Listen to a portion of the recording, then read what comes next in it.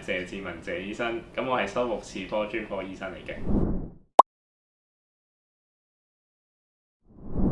醫生，我幾年之前咧做咗全口嘅牙冠修復，因為我想有好靚嘅笑容。但係咁多年嚟，我啲牙齦越嚟越差，仲有黑邊出咗嚟啊！我而家唔敢笑啊！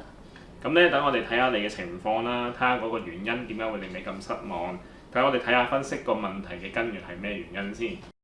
咁基本上呢個病例咧，病人為咗係要快速去類似修復翻個美學啦，於是就做一條好長嘅牙橋。成條牙橋咧係由一邊嘅右邊啦，就去到病者嘅左邊。咁基本上有幾個問題會發生嘅。第一樣嘢咧，如果一條咁長嘅橋咧，佢嘅一啲叫做 fitting 就唔會咁理想嘅。所以好多時候咧，嗰個牙醫就會用啲膠水去彌補翻所有啲虛位，於是會引致一啲炎症，你會見到牙好紅腫啦。第二個問題就係話啦，佢清潔係非常非常之困難，因為你可以聯想到有好多牙齒，佢利用一個好長嘅橋連成一齒，咁基本上係冇可能用到啲牙縫刷啊或者一啲特效牙線清潔嘅。咁第三咧，基本上你會見到啦，嗰個牙醫係冇諗過嗰個病人嘅一啲美學嘅考量，譬如啲比例啦、佢嘅闊度同埋佢嘅個高度係未必好吻合病人嘅形象啊、外貌嘅上嘅一啲配合。最後一樣嘢咧，就係佢可能將一啲牙套嘅邊咧做得唔係咁 fit 啦，引致好多蛀牙。你會見到有好多黑色嘅邊咧，就係已經蛀入咗個牙齒嘅結構裏面啦。所以你會見到即係會越嚟越黑，甚至會有啲剝落增牙嘅情況嘅。最後一樣嘢咧，就係話佢本身嗰個牙套咧，因為佢唔 fit 啦，佢為咗令佢 fit 咧，就揀插落啲牙肉，令到嗰個牙齒嘅炎症都會 keep 住不斷咁樣發炎嘅。我真係好想有多一次機會可以再重新整靚翻排牙，咁我而家仲有冇機會㗎？我要點樣做我先可以有翻我最靚嘅笑容？我真係好急，好想要有啊！咁我哋當然咧可以幫你去做呢個做法啦。咁我哋要慢慢去做呢個 case 先至可以達到一個靚嘅效果嘅。咁我哋通常會點樣咧？第一件事要同病人咧去溝通一下啦，咁佢嘅期望係想點樣整靚排牙啊？咁另外有陣時我會通過啲模擬嘅測試，模擬嘅測試類似一啲我哋叫 mock up 啦，睇一睇嗰個病人對嗰個牙齒形狀啦、顏色啦、排列啦，甚至個 smile line 嘅要求係咪做到？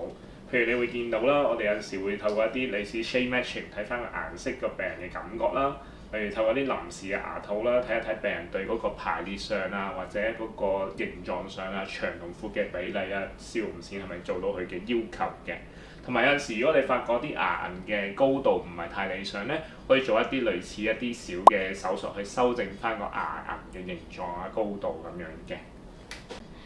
咁我仲有冇啲咩風險係要準備㗎？因為我唔想俾人淨係話我顧靚唔顧健康啊！咁基本上咧，如果重新再做一個牙套咧，個風險會比第一手做牙套嘅時候咧係高好多嘅。睇住頭先我哋嗰個病例啦，你會見到咧，其實上一手牙醫咧已經將個牙齒咧削到好細好細，甚至有啲咧係要拔牙啦。你見到得翻好少好少嘅牙齒物質，或者有啲已經做到係壞死咗，你啲牙齒都變咗色啦，要做根管治療嘅。咁如果係咁樣嘅話，我有冇機會可以減少做牙冠嘅風險啊？咁如果我哋想減少做呢個牙套引致嘅一啲風險咧，我哋有好多個重要嘅注意事項。其中一樣嘢咧就係牙醫嘅技術啦，佢要有一啲好熟練嘅技巧啦，去盡量避免將隻牙喺執嘅過程裡面咧係淨係去壞死嘅。咁呢一樣嘢咧，我哋好緊要就係嗰個牙套嘅邊緣啦。因為好多時候牙套咧有炎症啊、有發炎啊，或者係蛀牙嘅原因咧，都嚟自條邊係做得唔夠妥當，引致有好多嘅虛位啦，俾啲細菌入侵，或者引致隻牙壞死。所以佢嗰個邊位一定要做得好精準，同埋係好緊貼嗰個牙齒嘅結構。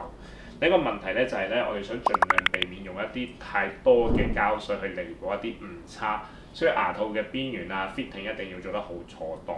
仲有一樣嘢咧，就係我哋執個牙齒形狀嘅上面咧，要特別留意翻嘅。如果大家可以諗到啦，個牙齒執到好taper，即係形狀好三角咧，其實好難好穩固地固定個牙套嘅。所以形象上咧，就一定要執得係比較妥當啦，令到佢嘅穩固性度係高少少嘅。咁醫生，我可唔可以不如揀嗰個瓷片啊？因為我聽瓷片係可以唔使任何準備，同埋好快，風險最低嘅，直接黐上去就係㗎咯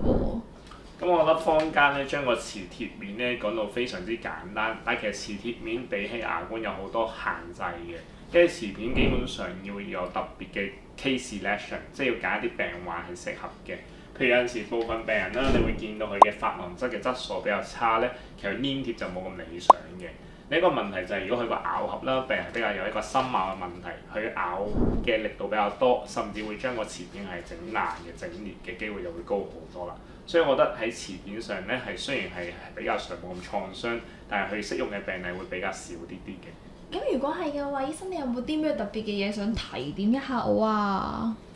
咁頭先我哋都講咗好多有關於嗰個 case planning 上嘅要注意嘅事項啦。咁所以我諗第一樣嘢要留意咧，就係要同病人嘅溝通。我哋會睇解翻病人嘅要求啦，譬如佢對牙齒美學嘅觀感。因為好多時候咧，我哋病人覺得靚嘅嘢或者佢想做到嘅效果咧，牙醫覺得可能係唔可行嘅。例如無論佢嘅咬合上啦，或者佢嘅牙齒嘅位置上，咁譬如病人係想將啲牙齒收入少少，而佢本身係有太多嘅類似哨牙啦，咁我哋就先做一啲矯正，先做到佢想要嘅效果。所以其中一樣重點咧就係一定要溝通嘅。第二樣嘢咧就係有陣時我哋要睇翻佢個咬合上，如果真係爭好遠咧，可能係需要做一啲矯正，達到個效果，我哋先可以避免一啲類似深咬啦，引致嗰個瓷片會崩啊，或者牙套會裂開嘅問題。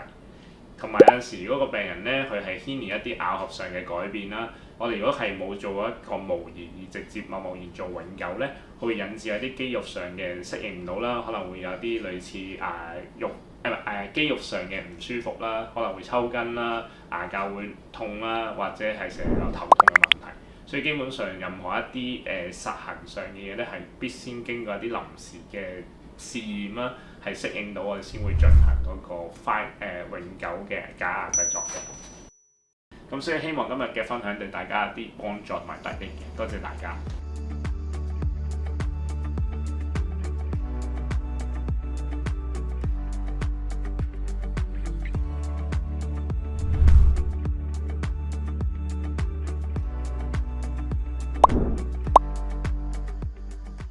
最後有病最好梗係睇醫生啦。